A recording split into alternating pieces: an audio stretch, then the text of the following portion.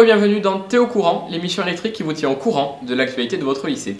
Et nous commençons par une journée d'intégration pour nos nouveaux théophiliens. Une sortie au jardin Massé a en effet été organisée le 16 septembre pour les secondes 6 et secondes 9 par Madame Écorchant et Madame Desrouault. Durant cet après-midi, plusieurs énigmes leur ont été proposées. La sortie s'est conclue par un goûter.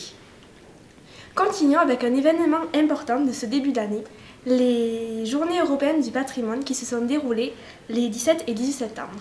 Malgré une météo capricieuse, 250 visiteurs ont découvert le patrimoine de Théo, de la chapelle aux salles de sciences en passant par la bibliothèque générale jusqu'à notre nouveau bâtiment.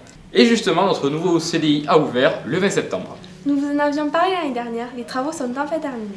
Au premier étage du bâtiment, vous retrouverez également une grande salle d'informatique et le bureau des conseillers d'orientation psychologues.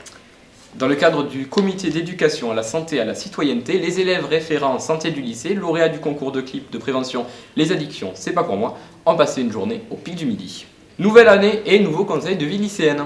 Le 4 octobre s'est tenue l'élection du conseil de vie lycéenne. Cette année, en plus de tenter activement d'améliorer la vie au lycée, 4 d'entre eux représenteront les élèves au conseil d'administration. Avant de poursuivre avec le voyage en Angleterre, revenons sur la sortie géologie organisée pour les premières S. Le 7 octobre, les 3 classes de première scientifiques se sont déplacées dans le Béarn pour observer différents indices sur la géologie des Pyrénées. Poursuivons avec un voyage pour les élèves de DNL anglais. 40 élèves de terminale sont partis à Londres du 9 au 15 octobre. Au programme, visite des alentours de la capitale anglaise, de Canterbury jusqu'à Greenwich. Mais certains lycéens ont été bien plus loin qu'en Angleterre. En effet, un voyage à Pékin et Shanghai a été organisé du 27 octobre au 6 novembre pour les élèves du chinois LV2 et LV3. Théo a également participé à la fête de la science. Le 11 octobre, les classes préparatoires scientifiques et les premières S ont présenté aux élèves du lycée de nombreuses expériences ludiques et spectaculaires. En ce début d'année, focus sur l'atelier Théonet d'éducation aux médias. Encadré par 6 professeurs, la 3e promotion de l'ATEM a fait sa rentrée. 14 élèves de seconde bénéficieront d'un enseignement à l'éducation aux médias, feront des reportages et écriront des articles, notamment grâce à un partenariat avec le Parvis.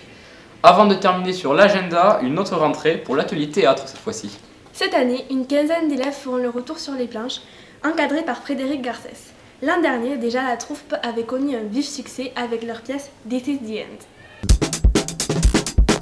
Le 10 novembre, le lycée rendra hommage à ses anciens élèves morts pour la patrie. L'assemblée générale de la maison des lycéens aura lieu le 8 novembre, celle de l'ASOCTEO se tiendra le 15 novembre. Les conseils de classe se tiendront du 28 novembre au 9 décembre. Les réunions parents-professeurs sont prévues le 10 décembre pour les secondes, le 5 janvier pour les terminales et le 10 janvier pour les premières. C'est la fin de cette édition, retrouvez toute l'actualité du lycée sur théonet.fr. Retrouvez-nous également sur Facebook, Twitter et YouTube. Rendez-vous en janvier pour un nouveau Théo Courant.